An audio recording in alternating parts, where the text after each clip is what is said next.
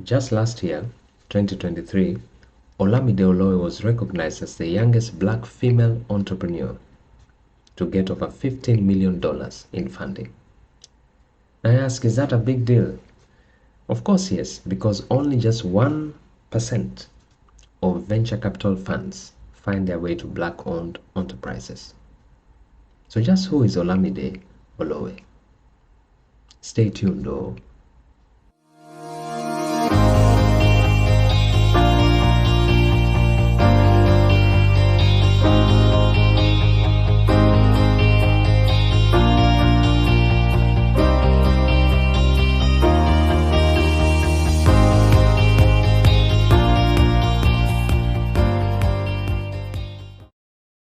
The story of Olamide begins in Nigeria, where she was born to Nigerian parents.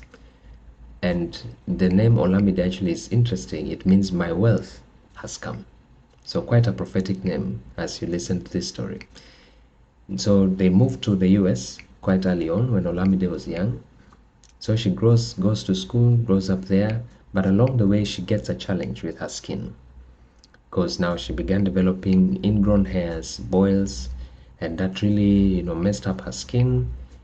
And even her sister also had her own fair share of skin conditions and skin challenges. And so they would go to the doctor, but remember, this is now the problem, because these are Mzungu doctors who are not used to African skin. So they would give a medication, it reacts. They have to give another medication to counter the reaction of first drug. And so that was the cycle. And she says, got so insecure with her skin, she couldn't even wear a swimsuit or a bikini when she would go to the beach or she would go swimming. And that was the challenge, and that was her problem, her predicament. So of course she went through school and did well enough to now join college. And so after high school, the choice of career was either medicine, engineering, law, or accounts. If you're born to African or Asian parents, you understand that very well. And so for her, she settled on medicine. So Olamide was accepted to UCLA on a sports scholarship for her to do her pre-med.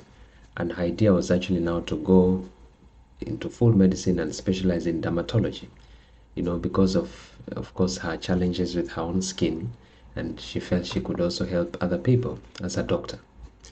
Yeah, so she gets to UCLA, and in her later, after just she had gone to attend some practice session, a lady and a daughter walked up to her and tell her, we are so and so. Actually, the girl is Rachel Dennis, and the lady is of course a mother and the wife of Richelieu Dennis, the founder of Sheer Moisture, beauty care brand. And so the mother tells him, I think you guys can make good friends. Are you a student here? She says yes. So of course the girls kick it off. They begin, a friendship that actually I think they became roommates at some point. And later now, Rachel will tell Olamide that I'm thinking of starting a beauty care line, and you should be my co-founder. And Olamide is like, what? I don't know nothing about even making soap, or even if I made the soap, I don't know where to sell it. And Rachel tells her, don't worry, my dad is a guru in this thing, and I think we can work under his leadership and get somewhere.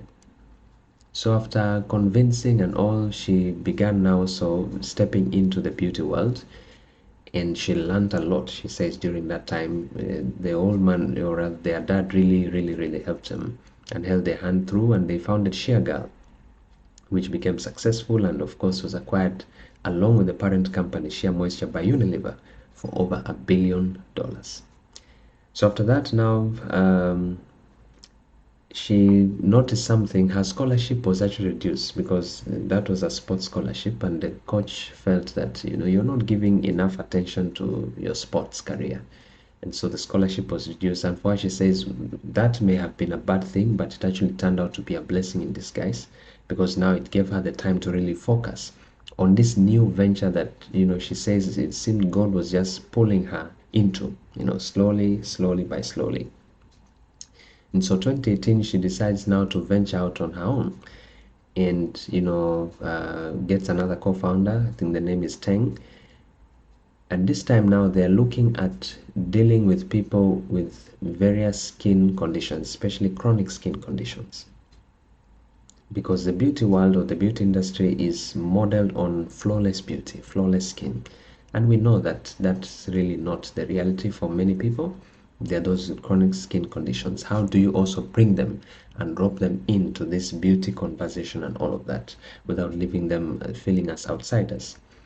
And so that was how the Topicals, which is her current company, was born.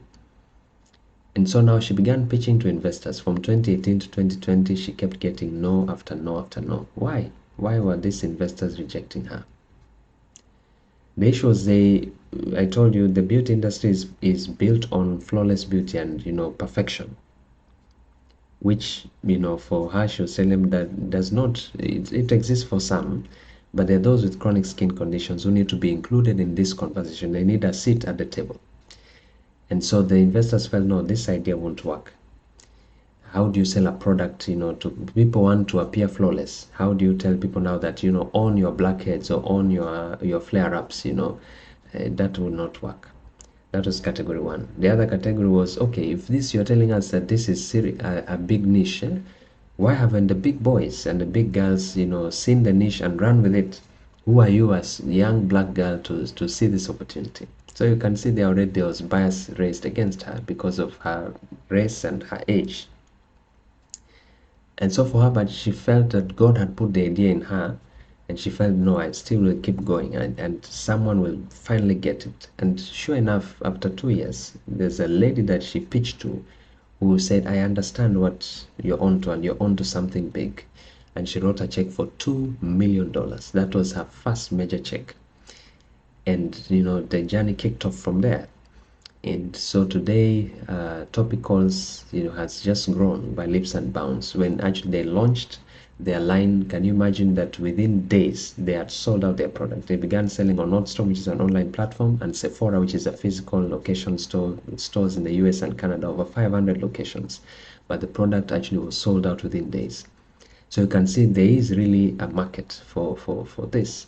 But some investors, actually most investors were not seeing it. It is after the train has left the station that now there is, oh, so this is what you're talking about, Yeah, so not only that, she's also looking at the mental well-being of people with chronic skin conditions, because they say such people are prone, about 2 to 6 times more prone to getting mental health breakdowns, anxiety and all of that, because of their skin conditions. So we're looking at not just giving you a product to apply when you have a flare-up, but actually looking at your mental well-being as well. So they have started a community and a support community around, all of that.